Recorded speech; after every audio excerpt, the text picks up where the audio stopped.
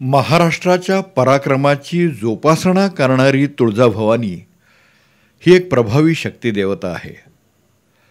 जगातील अनेक प्रकारच्या प्राचीन संस्कृतींनी शक्तीची उपासना केलेली असून या भारत देशामध्ये वेदपूर्वकाळी नांदणाऱ्या सिंधू संस्कृतीत शक्ती देवतेचे प्रथम दर्शन घडून आले. वेदकालीन जीवनात ती आदितीच्या रूपानं नांदत होती. तिचं दर्शन भव्य आणि तेजस्वी होतं. वेदकालीन ऋषीमुनींनी तिच्या चरणी प्रार्थना करून समृद्धी, सौभाग्य आणि स्वास्थ्य याची मागणी केली होती. त्यांनी तिला तिन्ही काळांची स्वामिनी मांडली होती आणि इच्छापूर्ती करणारी वरदायिनी म्हणूनही तिची महापूजा बांधली होती. शक्ती ही शिवाची अर्धांगी असून या जगाची सूत्रचालिका मांडली गेली आहे. शिव आणि शक्ती ही विश्वाची मातापितरं आहेत. त्यांच्या सहजीवनातूनच विश्वातील मांगल्य निर्माण झालं आणि मंगलमूर्ती हा शिवशक्तीचाच पुत्र आहे ही पुराण कल्पना सर्वसामान्य लोकांनी स्वीकारलेली आहे. शक्तीची अधिष्ठात्री देवता ठरलेली ही तुळजाभवानी राजा शिवछत्रपतींची स्फूर्ती देवता असून हजारो घराण्यांची कुलदेवता म्हणूनही तिचा लौकिक मोठा आहे. या कुलस्वामिनीचं मंदिर हे पूर्वाभिमुख असून त्याचे सभामंडप, गूढमंडप आणि गाभारा असे 3 भाग आहेत. मंदिराभोवती विस्तृत प्रांगण, प्रशस्त ओवऱ्या आणि मजबूत असा तट आहे. मंदिरावर हत्ती, घोडे, मोर, माकडं, यक्ष, किन्नर, गंधर्व, देवदेवता इत्यादी अनेक मूर्ती कोरलेल्या दिसून येतात. मंदिराचे सुवर्ण शिखरावरील कोरीव वेलबुट्टी आणि नक्षीकाम प्रेक्षणीय आहे. मंदिराच्या सभामंडपाची रचना 16 खांबी तत्वावर असून या मंडपाच्या उत्तर आणि दक्षिण बाजूस तोरणं आहेत. या मंडपाला लागूनच पश्चिमेकडं गूढ मंडप म्हणजे बिनखांबी मंडप असून त्या जागेच्या पश्चिम बाजूला गाभारा आहे. गाभाऱ्याच्या पश्चिम दिशेस मध्यावर एक उंच सिंहासन असून त्यावर तुळजाभवानीची 3 फूट उंचीची काळ्या पाषाणाची अशी प्रभावळीसह दिसणारी सुटी मूर्ती आहे. दिवसा उजेडी या देवीचं दर्शन होतं ते असं. डोईवरील अंगच्या मुकुटावर सयोनी लिंग असून मुकुटाखाली केसांच्या बटा आढळून येतात. ही अष्टभुजा देवी असून तिच्या हातात दक्षिणेकडून क्रमानं त्रिशूल, बिचवा, बाण, चक्र, शंख, धनुष्य, पानपात्र आणि राक्षसाची शेंडी या वस्तू आहेत. हिच्या चेहऱ्याच्या उजव्या आणि डाव्या अंगास चंद्र आणि सूर्य आहेत. उजवा पाय महिषासुरावर टेकलेला आहे. पलीकडे सिंह आणि त्याच्याखाली मार्कंडेय ऋषी आहे. डावा पाय जमिनीवर आहे. दोन्ही पायाच्या मध्ये उलटा तपस्वी आहे. हिच्या अंगावर केयूर, चक्रकुंडले, अंगद, बांगड्या, कंठा, माळा, मेखला, साखळ्या आणि पदबंध असे दागिने आहेत. देवीच्या मंदिरातील सभामंडपाला लागूनच भवानी शंकराचं, सिद्धेश्वराचं देऊळ आहे. या देवळाभोवती ओवऱ्या असून पश्चिमेकडे येण्या जाण्यासाठी दरवाजा आहे. यमाई, नृसिंह, शकुनवंती आणि लक्ष्मीनारायण या देवता निरनिराळ्या ओवऱ्यांमधून आहेत. गूढ मंडपास लागून उत्तरेकडं शेजघर आहे आणि पलीकडं खंडोबा आहे. भवानी शंकराच्या देवळामागं होमकुंड आणि त्रिशूल असून समोर दीपमाळा आहे. 2 पार आहेत. आग्नेय बाजूला घंटा असून पूर्वेकडील दरवाजाजवळ उजव्या सोंडेचा गणपती आहे. या स्थानाच्या आसपासच अमृतकुंड आणि अमृतेश्वर आहे. शेजारीच नर्मदेश्वर आणि दत्तात्रेय ही आहे. सिद्धिविनायक आणि गणेशकुंड ही जवळपासच आहेत. देवीची रोज 4 वेळा पूजा होते. शिवाय चैत्र शुद्ध 1, श्रावण शुद्ध 6 म्हणजे शिराळ षष्ठी, भाद्रपद शुद्ध 8, आश्विन शुद्ध 5 ललिता पंचमी, कार्तिक शुद्ध 1 मकर संक्रांत आणि रथसप्तमी या सर्व तिथींना देवीची अलंकार पूजा होते. सालंकार पूजा पाहण्यासाठी प्रवेश मिळवावा लागतो. महापूजेसाठी दह्या दुधाची भांडी देवीच्या मस्तकावर ओतण्यात येतात. नंतर शुद्धोदकाचं स्नान घालतात. मस्तकी हळद कुंकू वाहून भाळी चंदनाचा मळवट भरण्यात येतो. महापूजेचे साहित्य घेऊन जेव्हा पुजारी देवळात येतो तेव्हा जामदार देवळाच्या पश्चिमेकडील दाराशी उभा राहून मोठ्यानं ललकारी घालतो. पुजारी आले हो लवकर या, हे आवाहन खुद्द जगदंबेला असतं. देवळाशेजारच्या खालच्या डोंगरघळीत हा साप घुमत राहतो. या संदर्भात एक कहाणी अशी सांगतात की देवी या डोंगरघळीत फासे खेळण्यासाठी जात असे. पण खेळाच्या नादात तिला भान न राहिल्यानं तिच्या भोजनासाठी म्हणून असा पुकारा घालण्याबद्दल तिनंच पुजाऱ्याला दृष्टांत देऊन सांगितलं आणि तेव्हापासून ही चाल पडली. देवीच्या रोजच्या पूजेखेरीज दर मंगळवारी प्रत्येक महिन्याच्या शुद्ध 14, 15 आणि वद्य 1 या तिथींना, अश्विन शुद्ध 1 ते 9 आणि पौष शुद्ध 8 ते 15 या दिवशी सायंकाळच्या पूजेनंतर देवीचा छबिना निघतो.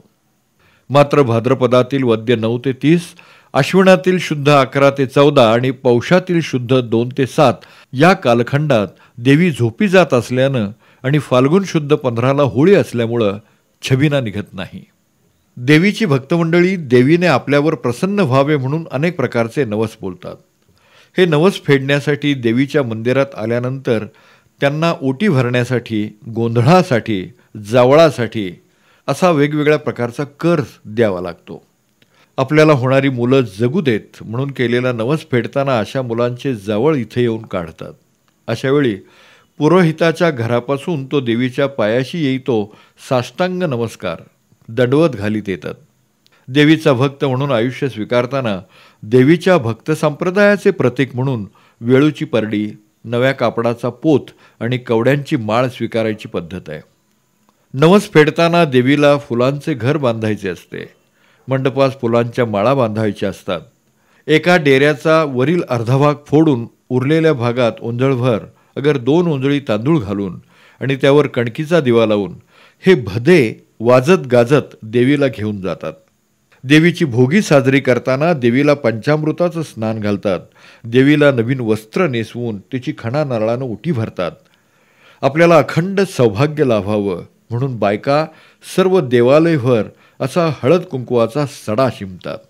कुणी कुणी नवस फेडताना प्रदक्षिणेच्या मार्गावरून लोटांगणही घालतात. कधीकधी वस्त्राऐवजी लिंब नेसूनही देवदर्शन घेण्यात येतं.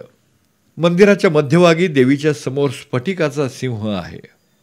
देवी पुढील सभामंडपात लग्न, मुंज आणि जावळ काढणं अशी कार्य पार पडतात. तिथंच गोंधळ घालून देवीचे जागरणही साजरे होते. देवालयाच्या फरशीवर, खांबावर, पायऱ्यांवर आणि फरसबंदीवर भक्तांनी चांदीचे रुपये ठोकल्याच्या खुणा सापडतात. अलीकडे हे सर्व रुपये काढून घेऊन देवीच्या गाभाऱ्यातील दर्शनी बाजू, गाभाऱ्याचे दरवाजे आणि चबुतरा चांदीच्या पत्रांनी मढवलेले आढळून येतात.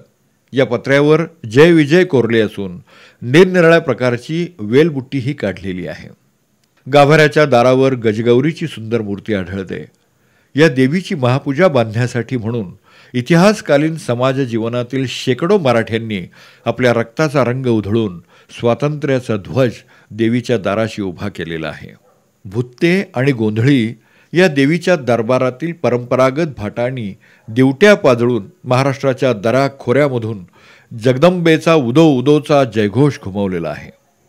गोंधळी हे तुळजाभवानीचे आणि देवी रेणुकेचे उपासक आहेत.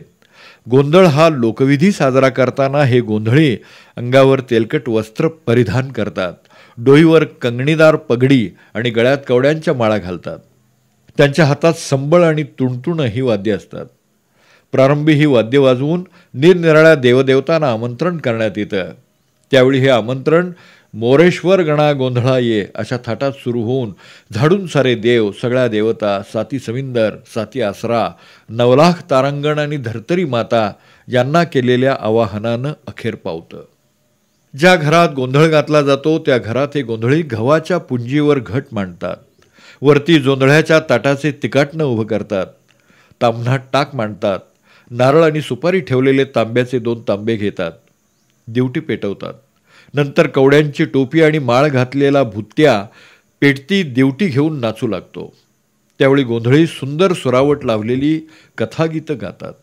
या गीतांची कथानकं ऐकणाऱ्यांना मंत्रमुग्ध करून सोडतात.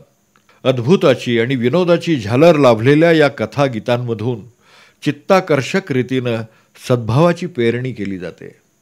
म्हणून या गोंधळ्यांना आणि भुत्यांना लोकधर्माचे उपासक मानले जाते. या देवीचा भुत्या आराधी हा पाजळलेला पोत हाती घेऊन घरोघरी भिक्षा मागायला जात असतो. त्याला अनेक भाषा अवगत असतात. त्यामुळे हाताच्या बोटांच्या खुणावर बसवलेली करपल्लवी भाषा वापरताना तो एखाद्याचं नाव गाव अगर विचारलेली इतर माहिती बिनचूक सांगू शकतो. त्यामुळे त्याचं सर्वत्र चांगलं स्वागत होतं.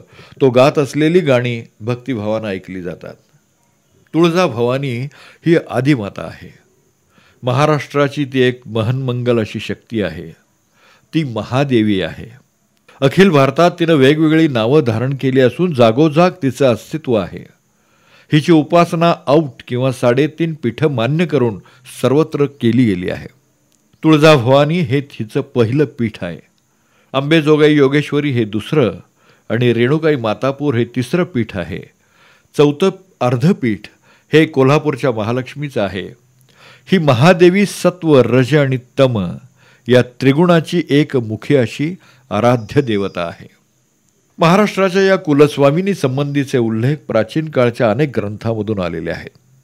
काही संशोधकांच्या मते मुसलमान पूर्वकाळात लिहिल्या गेलेल्या स्कंद पुराणात तुळजाभवानीचा उल्लेख आलेला आहे. तर काहींच्या मते ब्रह्मदेवाच्या आज्ञेनुसार त्यावेळचा सुप्रसिद्ध कारागीर विश्वकर्मा यानं देवीचं हे देऊळ बांधलेलं आहे. काही संशोधकांनी या देवीच्या देवळाच्या बांधकामाचा काळ हा राष्ट्रकूटांच्या वेळचा मांडलेला आहे. महाराष्ट्राचे क्षात्र तेज असलेल्या या तुळजाभवानीच्या चरणाशी ज्या ज्या ऐतिहासिक महापुरुषांनी काही दान देऊ केले त्या त्या महाभागाने आपला लेख येथे या ना त्या स्वरूपात ठेवलेला आढळून येतो. तुळजापुरी उपलब्ध असलेले सर्वात जुने पत्र राज्याभिषेक शके 27 विक्रम नाम संवत्सरे अश्विन सुधे सप्तमी भूमवासरे क्षत्रिय कुलावतंस श्री राजा शिव छत्रपती याणी मोकदमानी मौजे अल्जापूर ता रातांजन सुभा प्रांत परंडे यास आज्ञा केली येसीजे या रीतीच्या प्रारंभाचे असून त्यावरती श्री शिवनरपती हर्षनिधान मोरेश्वर सुत नीलकंठ मुख्य प्रधान ही प्रारंभ मुद्रा आढळून येते. तसेच मर्यादयम विराजते ही लेखन मर्यादा मुद्राही गवसते. पत्राच्या सुरुवातीला भवानी असा उल्लेख आलेला असून या पत्राचा अंतरंग असा आहे. श्रीस्थल तुळजापूर हे मुख्य पीठ बहुत जागृत देव व स्वामींचे कुलदैवत येथील पूजा उछाह ताम्राचे धामधुमे करिता चालत नाही. म्हणून श्रीचे पूजकांनी येऊन विदित केले त्यावरून मनास आणिता हे राज्य श्रींच्या वरदेचे आहे. तेथील पूजा उछाह सांग चालला पाहिजे याकरिता स्वामीने श्रीच्या पूजा उछाह निमित्त मौजे मजकूर कुलबाब कुलकानू हलीपटी व पेस्तरपटी झाड झाडोरा पडेल पान सहित चतुस्सीमा ग्रामपूर्वक मर्यादेप्रमाणे खेरीस हकदार व प्राचीन इमानदार करून गाव इमान दिल्हा असे तरी तेथील उत्पन्न जे होईल ते श्रीस प्रविष्ट करीत जाणे. या पत्राची प्रती लिहून घेऊन मुख्य पत्र पुजारी या जवली परतवून देणे. लेखनालंकार अशाच प्रकारचे अनेक पत्रलेख तुळजापूरच्या देवीच्या संस्थानात आढळून येतात. तुळजापूर येथील राजकीय अंमल हा वारंवार बदलत गेल्यानं त्याचा परिणाम देवीच्या अस्तित्वावरही होत गेला. त्यामुळे देवीच्या भोप्यांनी मुसलमानांच्या अत्याचारापासून देवीला वाचवण्यासाठी मूळची मूर्ती लपवून ठेवली आणि त्या जागी देवीचे दुसरेच प्रतीक ठेवले. त्यासंबंधीचा उल्लेख सभासदांच्या बखरीमध्ये आलेला असून तो मजकूर असा आहे. तेव्हा अवघी फौज एकत्र होऊन औरस चौरस लष्कर उतरले. पुढे तुळजापुरासी आले. येथे येऊन मुक्काम केला. श्री भवानी कुलदेवता महाराजांची तीस फोडून जातियात घालून भरडून पीठ केले. याच प्रकारची माहिती थोड्याफार फरकानं अव्वल इंग्रजीतील शेडगावकरांच्या बखरीतही आढळून येते. अज्ञानदास शाहिराने अफजलखानाच्या वधावर आधारित अशा रचलेल्या पोवाड्यात देखील या संबंधीचा उल्लेख आलेला असून तो मजकूर असा आहे. येथून कूच केले कटकाला अब्दुल फौजेने चालला मजलीवर मजला अब्दुल तुळजापुरा आला फोडिली तुळजा वरती मसूदच बांधिली मसूद बांधुनी पुढे गाय जब केली अब्दुल खान फोडी देवाला काही एक अजमत दावा मला. परमानंदाच्या शिवभारतामध्येही खानानं देवीचा अवमान केल्याचा उल्लेख आलेला आहे. राम वरदायिनी माता गर्द घेऊन उठली असा उल्लेख संत रामदासांच्या काव्यातही आलेला आहे. त्यावरून युद्धकालामध्ये नित्याच्या पूजेसाठी म्हणून सैनिक तुळजाभवानीची प्रतिकृती घेऊन जात असत आणि सैन्याचा तळ पडेल तिथं देवीची प्रतिष्ठापना करून तिची पूजा बांधित असत असं दिसतं.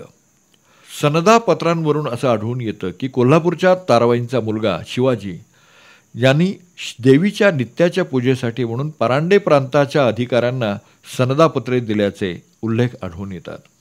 त्यापैकी राजशक 32 पार्थिव संवत्सर कार्तिक वद्य 5 गुरुवार या काळामध्ये दिलेल्या एका आज्ञापत्रकातील मजकूर असा आहे.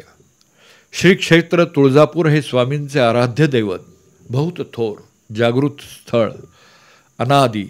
येथील पूजा उत्साह सांग चालाव याकरिता पूर्वी बालेघाट परगण्यातील औशेतर्फे पैकी ब्राह्मणी हा गाव इनाम दिला होता, पण तो लष्करास मोकासा दिल्यामुळे सुरळीत चालत नव्हता, म्हणून तो मोकासा दूर करून रातांजनतर्फे पैकी शेलगाव हा गाव नूतन इनाम करून पूर्वीप्रमाणे देवीस दिला.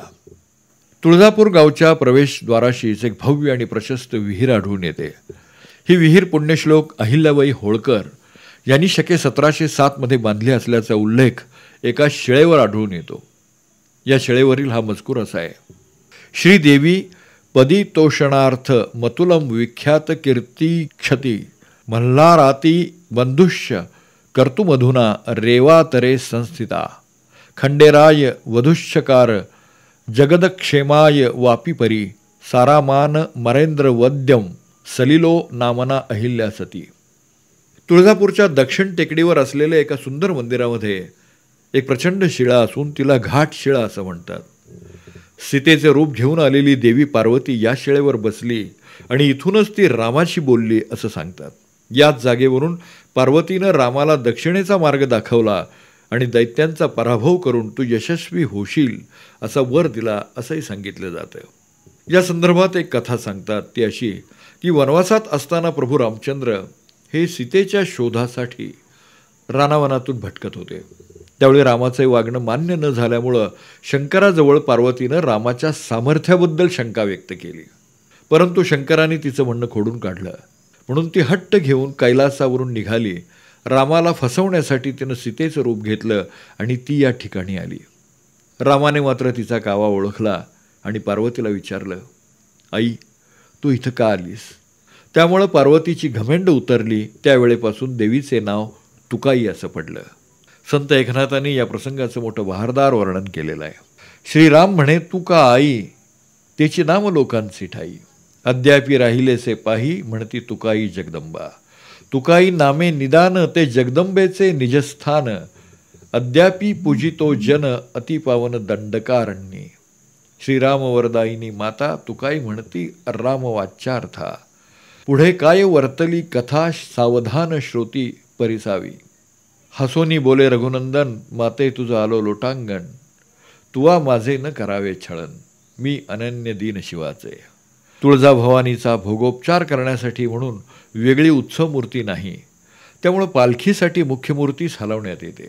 देवीच्या रोजच्या पूजेच्या वेळी वस्त्रालंकाराचे आणि गंधलेपनाचे विविध प्रकार साजरे होत असतात. भवानी देवी आणि तिचा देवता परिवार यासाठी तुळजापुरी वर्षभर सतत अनेक उत्सव चालू असतात, परंतु भवानीचा खरा उत्सव नवरात्रातच पार पाडला जातो.